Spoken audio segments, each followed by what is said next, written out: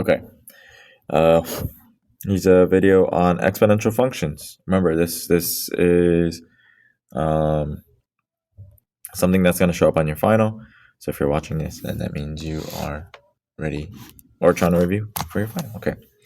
Exponential functions. I think the main thing before I start going over the questions here is to remember the formula, right? We talked about this formula where we have, or the expression, we have a times b to the power of t, where a is the initial value, right? Whatever value we started with.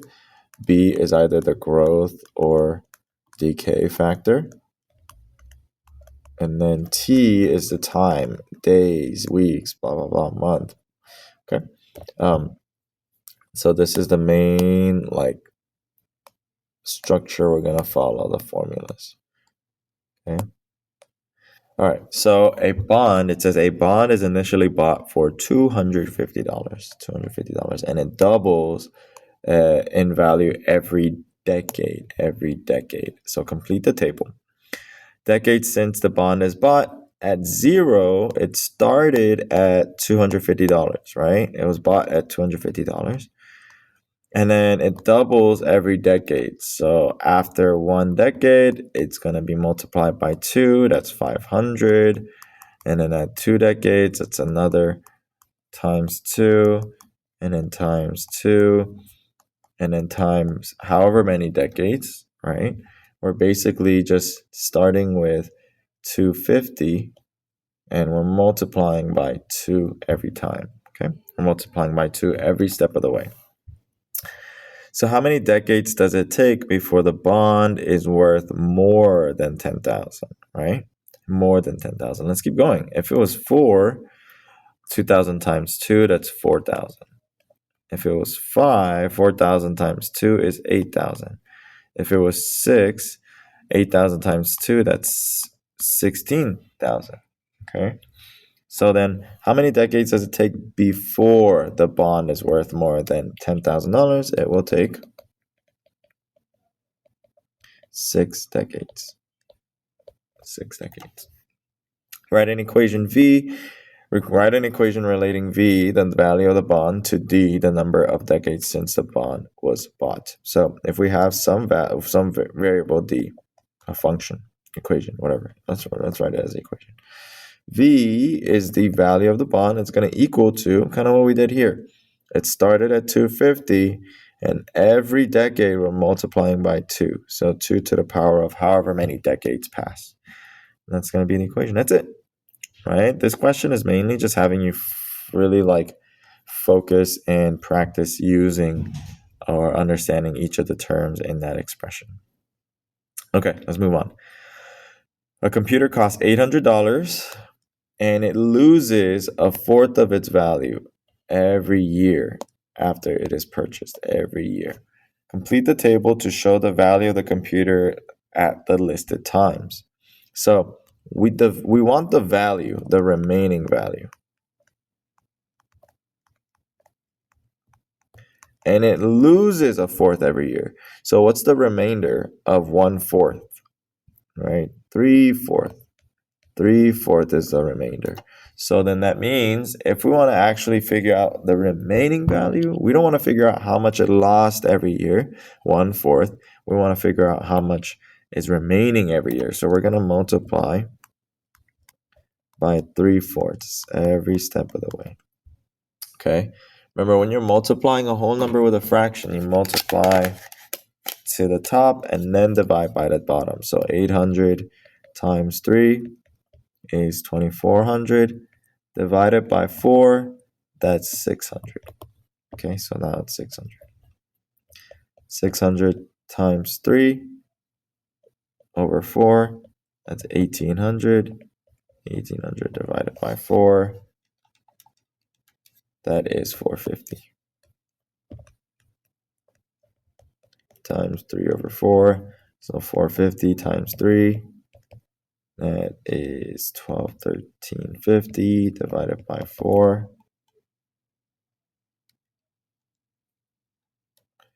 That is 33.7.5. 33.7.5. So every year, whatever T is, right? What is it going to be? Not every year. What's the value of the computer after T amount of years? Again, it started at 800, and every year we're multiplying by 3 over 4 to the power of T. So we're going to multiply by 3 over 4 that many times, depending on how many years have passed. Okay, write an equation representing the value V of the computer T years after. So same thing. V is equal to 800 times 3 over 4 to the power of T.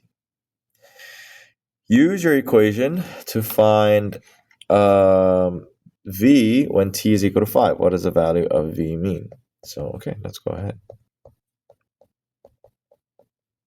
Now, T is 5, right? That means after 5 years, this is the worth of the computer. 800 times, and then 3 to the power of 5 divided by 4 to the power of... You know, I'm just going to plug all of this in the calculator. 800 times 3 divided by 4. Then we get $189.84. Around there. So V equals 189.84 means the computer is worth 189.84 after 5 years. After 5 years, okay? Okay. That's kind of the hardest one, where you have to remember what's the difference between the remaining factor and the factor of how much money we're losing every year.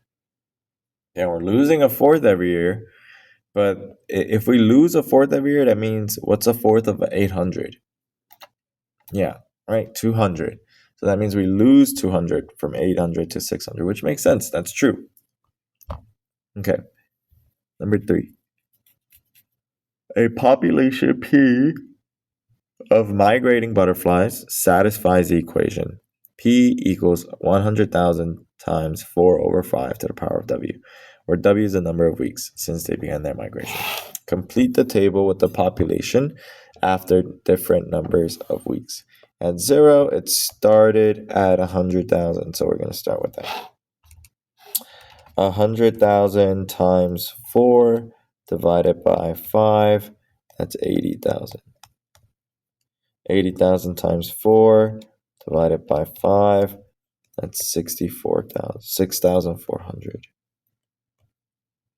No, it is 64,000. Times 4 divided by 5, that's 51,200. 51,000 times 200 times 4 divided by 5, that's 40,960. Okay, it says graph the butterfly population. Let's do this. 1, 2, 3, 4, 5, 6. There's 1, 2, 3, 4, 5, 6, 7, 8, 9, 10. So let's just do by thousands.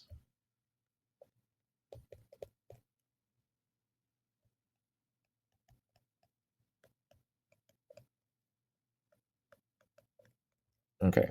At the beginning, it starts at 100,000. And then after 1 week, it drops to 80,000. And after another week, it drops to 64,000. And then after another week, it drops to 51,000. And then another week, it drops to 40,000. And then week 5, it would drop to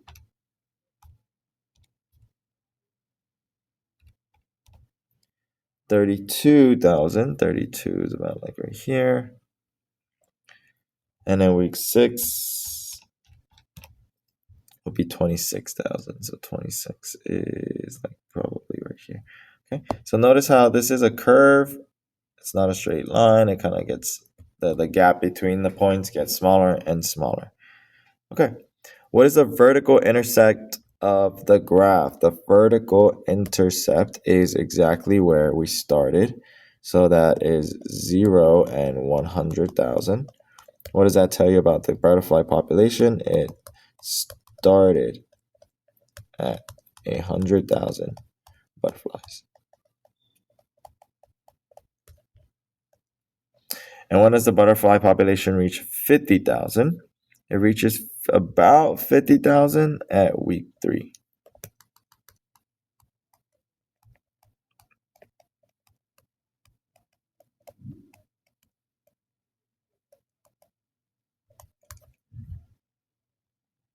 At week 3. Okay. Okay. There you go. We're almost done already. Nice. So again, just it feels repetitive because it is, right? We've done so many like different practice problems and we practice exponential function a lot.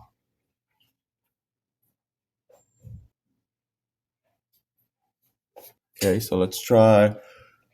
Ooh, excuse me. Let's try this next one out. Sorry, I had to let out a yawn. Okay.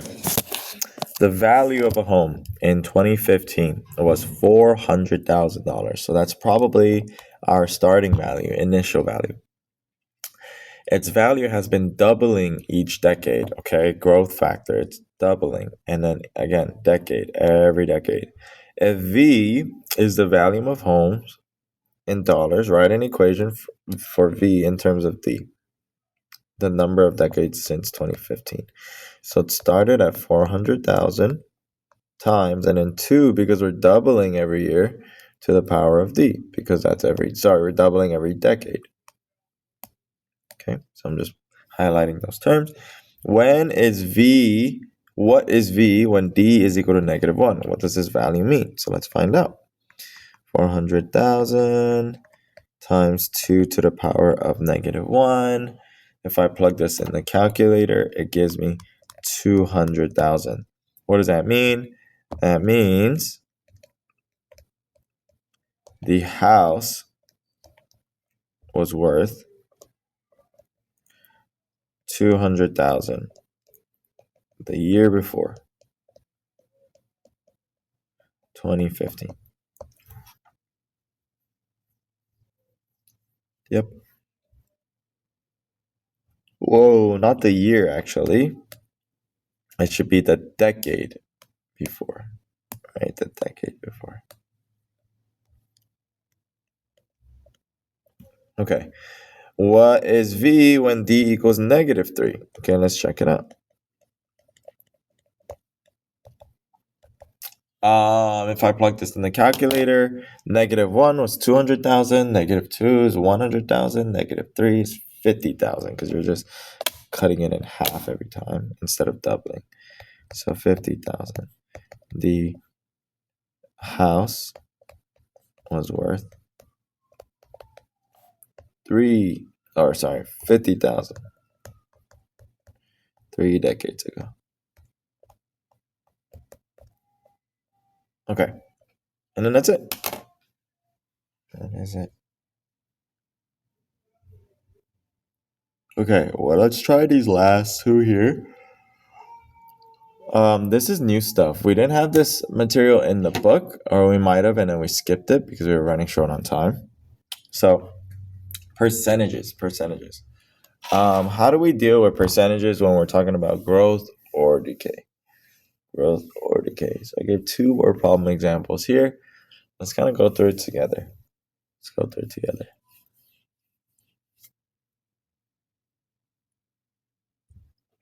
Okay. For tax purposes, a car rental company assumes each car in their fleet depreciates by 9% per year. If the initial value of the car is $33,700, that's supposed to be $33,700. What will the value be when the car is 15 years old? Okay. Per year and then 9%. Depreciate. Depreciate doesn't mean a good thing. It means it's a bad thing. Not a bad thing, but it's the opposite, right? It means that you owe that much money on your car. So again, the formula starts with the initial value times, and we're depreciating here. So then 9%. How do you write 9% as a decimal? That should be 0.09.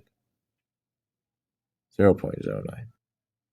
So if we're trying to show, we're not trying to show how much money it's depreciating every year. We're trying to show the value of the car. What's the result of the value of the car after depreciation? You're going to have to subtract 9 from 100%, because 100% is like, right, like it stays the same every year. So if we're taking away 9%, now you got to make that 91%. How do you write 91%? That's 0.91. So that is going to be our growth factor here, or decay factor, I guess. Right? So 0.91, and then to the power of 15, because we're trying to figure out how much would it be worth way later down the line.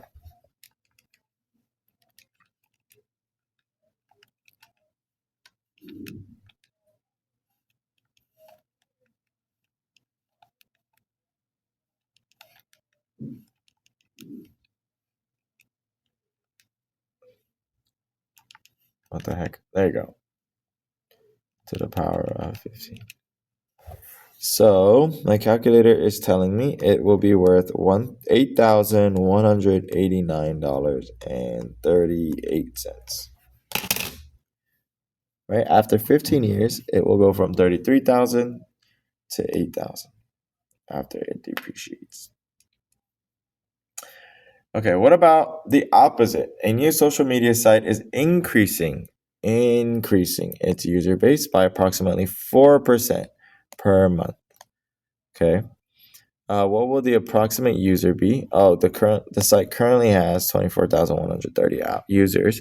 What will the approximate user be 13 months from now on? So again, 24,130 times 4%. So again, 4% is 0.04.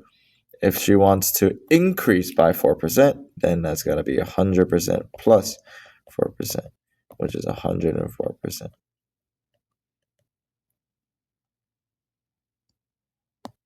And then, sorry, I'm going to rewrite that as a decimal. That's 1.04.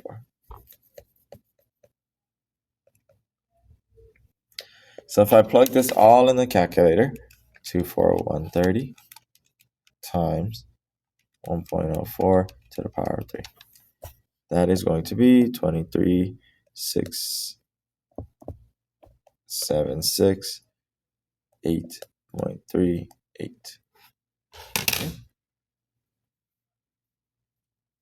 Oh, does it look like I did something wrong? Oh, I see. I pressed the wrong button.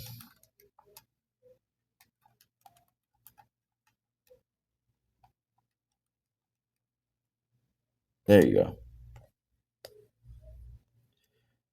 4017822. Okay. All right.